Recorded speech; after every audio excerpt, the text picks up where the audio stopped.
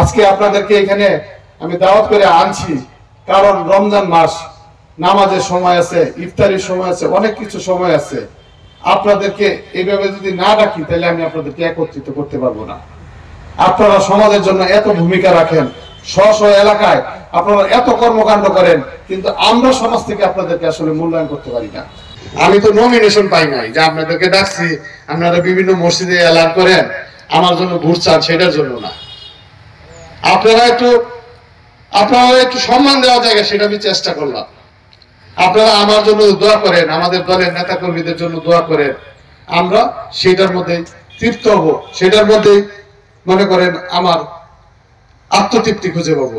আমরা বিগত সময়ে যা দেখেছি, আমাদের বিভিন্ন ওয়াজ মাহফিল, আমাদের আলেম উলামাদেরকে মঞ্চ থেকে বেজ্জতি করে নামিয়ে দেওয়া হয়েছে।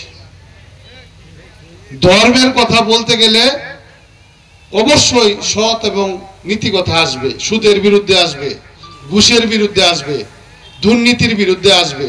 এইসব কথা বলতে গেলে তারা বেজার হয়েছে, তারা নিজেরা সশরীরে অনেক সময় তারা প্রশাসনকে ব্যবহার করেছে।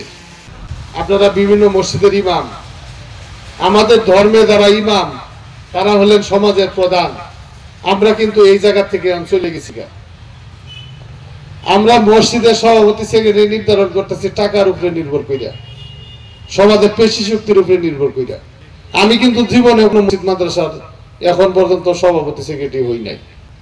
মসজিদের সভাপতি হওয়া এরকম লোকের উচিত যিনি ইমামের অনুপস্থিতিতে মসজিদে নামাজ পড়াইতে পারবেন। এই বাংলাদেশে আজকে বিভিন্ন প্রতিকূলতা থেকে বাংলাদেশে রক্ষা পেয়েছে শুধুমাত্র আপনাদের জন্য। অথবা আপনারা জানেন না কিভাবে আপনারা রক্ষা করলেন। এই যে করোনার মহামারীর সময় সারা বাংলাদেশের প্রত্যেকটি মক্তবে কোরআন শরীফ তেলাওয়াত হয়েছে। সারা দুনিয়ার মধ্যে সবচেয়ে যদি কম ক্ষতিগ্রস্ত দেশ থাকে কোনটা, সেটা হলো আমাদের বাংলাদেশ।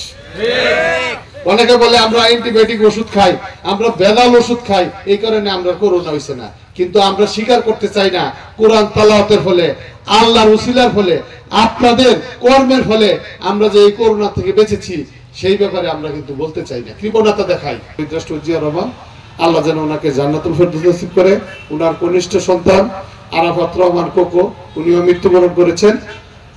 ওনার জন্য সকলে দোয়া করি, আল্লাহ যেন ওনাকেও জান্নাতুল ফেরদৌস নসিব করে। সর্বোপরি আমাদের দলের প্রধান, দলের ভারপ্রাপ্ত চেয়ারম্যান জনাব তারেক রহমান বিগত অনেক বছর যাবৎ দেশের বাইরে স্বৈরাচারী আওয়ামী লীগের ষড়যন্ত্রের কারণে, ইতিমধ্যে আপনারা দেখেছেন তার সকল মামলা মিথ্যা প্রমাণিত হয়েছে। উনি বাংলাদেশে এসে যেন বাংলাদেশের, আমাদের বাংলাদেশ জাতীয়তাবাদী দলের দায়িত্ব সহ সারা বাংলাদেশের আপামর জনতার দায়িত্ব নিতে পারে।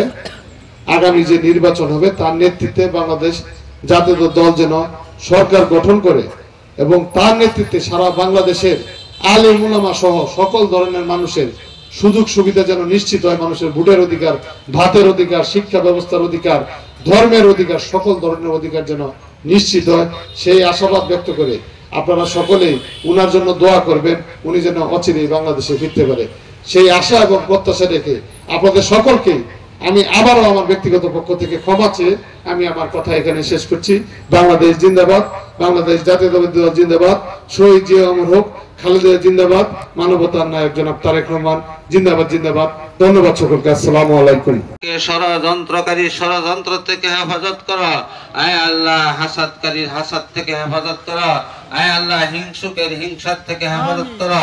বাংলাদেশের সর্বোচ্চ আসনে বসার তৌফিক দান করো আয় আল্লাহ। উলামায়ে কেরাম রোজাদারদের কবুল আয় আল্লাহ, উলামায়ে কেরাম রোজাদার উলামায়ে কেরামের দোয়াকে তুমি কবুল করো আয় আল্লাহ। এখানে জিনার হাতকে আপনার পছন্দ হয় আয় আল্লাহ, জিনার রোজাকে আপনার পছন্দ হয়। ওমর রুবেল ভাইয়ের সাথে কবুল করো। ربنا تقبل منا إنك أنت السميع العليم وتب علينا يا مولانا إنك أنت التواب الرحيم واجعل آخر كلامنا عند الموت لا إله إلا الله محمد رسول الله صلى الله عليه وسلم.